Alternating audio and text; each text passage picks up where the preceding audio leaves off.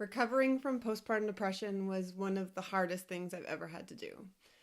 I have compiled my 5 top tools that saved my life. The first one is telling the truth to yourself.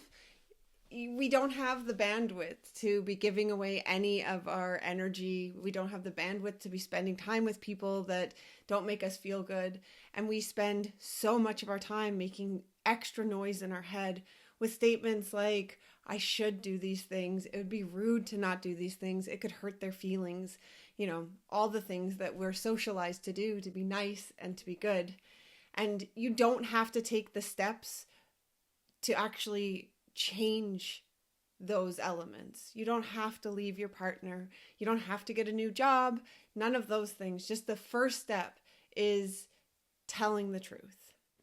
Number 2, therapy.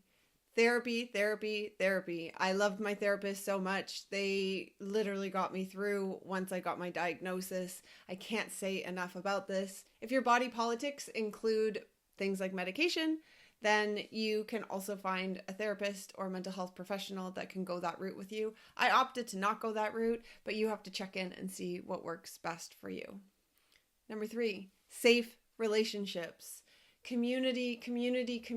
This is how we are going to heal. This is how we're going to get the care and the love that we need in order to take care of ourselves and our baby or babies. This is where you start culling. If people don't make you feel really great, maybe reassess those relationships. The less dead weight and the anchors on us, the better for our healing. Number 4, focus on a wellness plan that is for you, by you.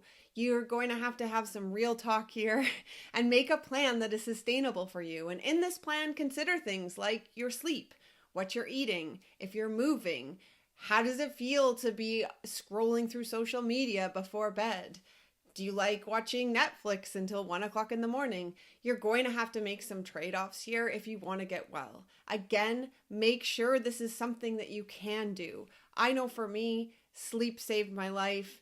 Eating in a way that felt best for my body saved my life. Showering every day, making sure I walked while I wore gray or pushed her in a stroller. These were all the really important elements that made a significant difference to my healing. Number 5, for me, becoming a doula saved my life. This was one of the most important steps because the seed that had been planted around my postpartum depression surrounded so much about what those first moments with Gray looked like. I felt really overwhelmed when they put that baby on my chest and I wasn't ready to hold her. And I thought that made me a bad parent. And that moment was pivotal for me and continued to infect all over all the areas of my life.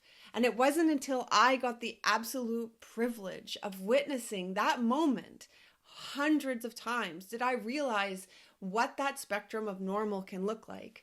I've seen people happy with grief, remorse, excited, regret, all of those experiences in such a vulnerable, intense time are normal and does not mean anything about that person as a parent. And my work as a doula allowed me to really be present and see all the range of possibilities, and it was so profoundly healing for me. This is why I went on to continue training other doulas, because birth experiences and postpartum mood disorders are the number one reason why people go into birth work. They realized how failed they were, and they want to be the support that they wish they had. So I'm not alone in having this. I'm not saying for everybody to become a birth worker, but it felt really important to share what one of the most pivotal tools and experiences for my healing was.